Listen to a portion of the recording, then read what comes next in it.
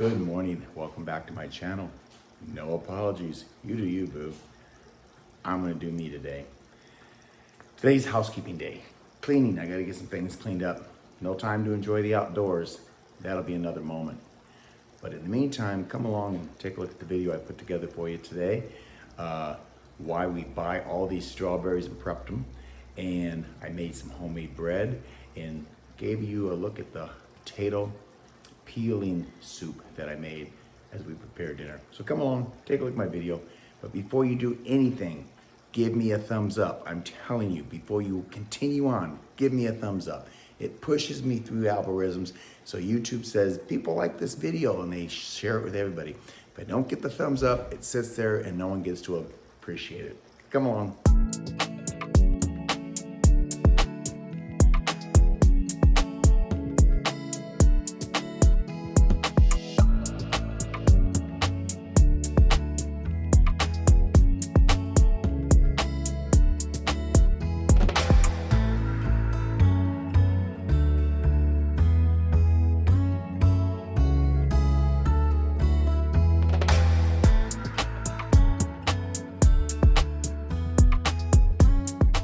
So the next time you see strawberries on sale at the store and you say, what am I gonna do with all them strawberries? Come along, I'm gonna show you. We prep them, freeze them, so we always have fresh strawberries to eat whenever we want. Cheese as well. When you see cheese on sale, you think, I can possibly never eat all that cheese. And you can't in one sitting, but come along, let me show you what we do. We're gonna prep our cheese and we're gonna prep our strawberries. Here we go. So strawberries were on sale for 2 pounds for $3. Limit was 4. So we got 8 pounds of strawberries. I bought 4 on my card, and Kevin went through line and bought 4 on his card. So we bought 8 pounds of strawberries. We spent a total of $10. And now what I do is I just cut them up, slice them after I rinse them, and we put them in individual bags.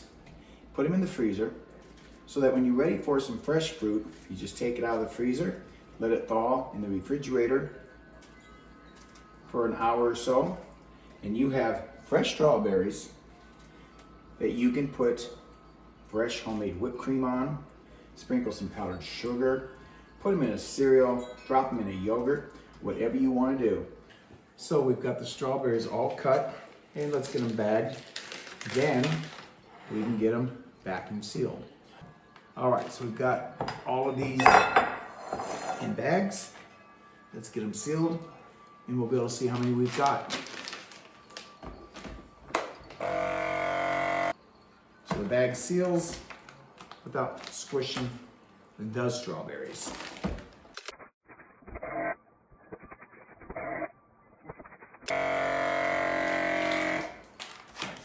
$15 bags. So if we did, it's $1 and what do we got here on? 60 cents a bag, pretty good. Alrighty, next item. So the next item is to get this cheese frozen that we bought on sale as well. And again, they're on sale, 3 bags for $5. And these are 8-ounce bags. So I'll do the math for you when I give you these all bagged. So we bought 6 bags altogether. You get 3 total. I used my membership card, got 3. Kevin went through line, used his membership card, got 3. So we got 6 bags of shredded cheese. And we got a couple different flavors. We did the triple cheddar cheese and we did the Mexican style cheese. So when I bag these, I take them out of these individual bags to freeze them and I put them in smaller portion bags. So I do use the same bags that I seal for everything. I just slice them a little differently. Now, prepping takes a little bit of work, and people are like, oh, I can't be bothered. I can't be bothered with having a manufacturer bag it for me and me pay the price. I'm retired, what else I got to do? So I cut my bags like so, and then I seal them at both ends here because the sides are already sealed. So I seal both ends like this. It's already been done, and let's do this one, so that I can make my cheese portions very small, so that I make them individual servings for individual meals. So I don't have to unfreeze or freeze the whole bag, take out what I want, and then leave it set in the refrigerator in a crisper and perhaps mildew. So now I've got all 4 sides sealed of my bag, and I just cut it in half again, because I want these to be individual servings for individual meals for 2 people. So now I have 2 bags. So let's get some cheese in there. I have already washed my hands. Fingers were invented first before utensils, so I'm gonna use my fingers.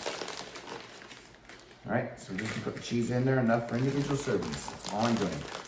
You know, if you have a baked potato, twice baked potato like I do, you want a little cheese sandwich, you want to put some cheese on some vegetables, you use just enough for each meal, and that's how you're going to save on cost and have no waste. So let's get this sealed up. I put a little bag in there, and let's get it vacuum sealed. Perfect. Isn't that great? So you go from this to this. Let me get all this cheese in a bowl, mix it up, and I'll continue on here. Then I thought, I'll do the rest another day, and today is the other day. So let me finish these up, and I'm going to give you a grand total of how many bags we bagged, what the cost was, and how you're able to save money.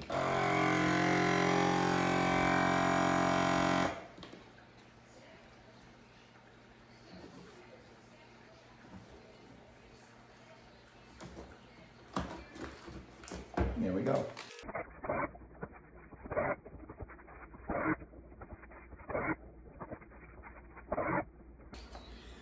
So we're done with the cheese, and as Americans, we tend to load up our plates and over-portion ourselves. Our portions are way too big.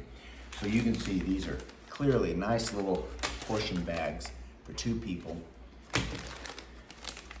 for a meal. So I did the math, and we got a total of 32 bags of cheese out of 3 pounds. Starting out this way. So out of 32 bags of cheese, it comes out to almost 29 cents a bag. Now you go to the supermarket and tell me where you can buy that much cheese for 29 cents. You cannot. So that's why we prep, because we save money. Knowing where our money's spent, knowing how to properly prep, makes you dollar wise. All right, let's move on. We got some bread to bake. Okay, so let's get started. I have all of my ingredients mixed to make bread, as you can see here. I've done everything they've asked me to do in regards to cleaning the bowl, putting in the paddle, and now let's lock it in place. First time using it, so I want to make sure I'm doing it right. So I'm going to pour in 3.5 cups of flour, because I'm making a 2-pound loaf of regular bread. Okay, there we go. Then it says to make a little indentation in the center for your yeast, as not to come in contact with the rest of the stuff, or it'll start to activate too quick. Okay, so I'm going to put the yeast in, and it's asking for 1 1/4 teaspoon of yeast instant. So let's get that in there in the center. Get all of that in there. We'll see how this turns out, guys. I've not used a bread machine before. This is my first experience. All right. Then we need to add the salt, the sugar. The salt was 1 1/2 teaspoon. The sugar was 2 tablespoons. Then we need to add in the oil, which is 3 tablespoons. Last is the water. So we're going to put in 3.5 cups of water. There we are. I'm going to close it down and plug it in. Now, this is the first time I've ever used a bread machine. Now, I've made bread from scratch before.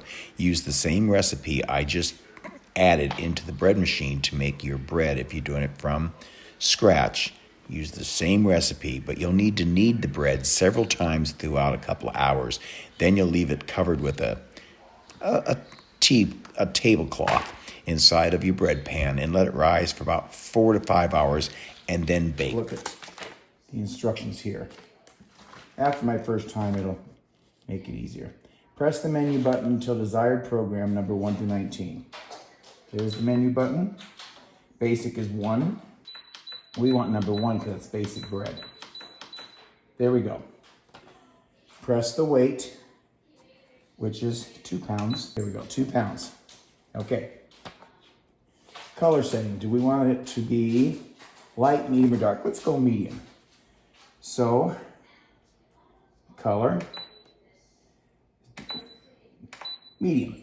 Press up and down arrows to set delay time in 10-minute increments. All right, it's moving.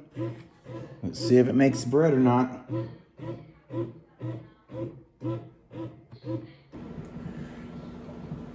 Prepping sure pays off for dinner tonight. I'm thawing my potato skin soup, and here in my oven on the counter, I am cooking 2 prepped chicken breasts. So I will cut the chicken breast up. When they're done, another 12 minutes away, warm my soup up a little bit longer so that it's thawed completely and ready to put my chicken breast in there, cut up when it's time for dinner. Well, we can't forget the koji. So here's homemade dog food, sweet potato, chicken, and rice. Throw it in the microwave, add to his dry food, easy peasy. And here it is, bon appetit. Potato skin soup with chicken added. Yummy. So good.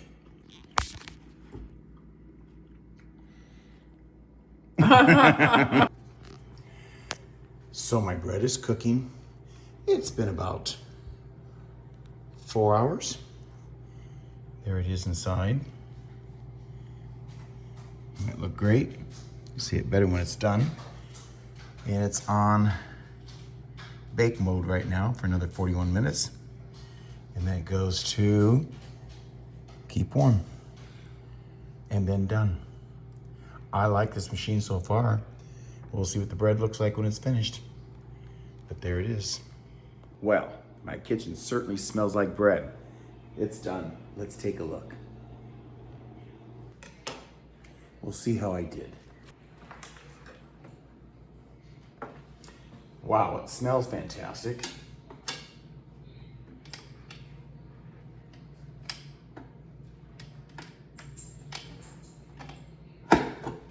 Out it comes.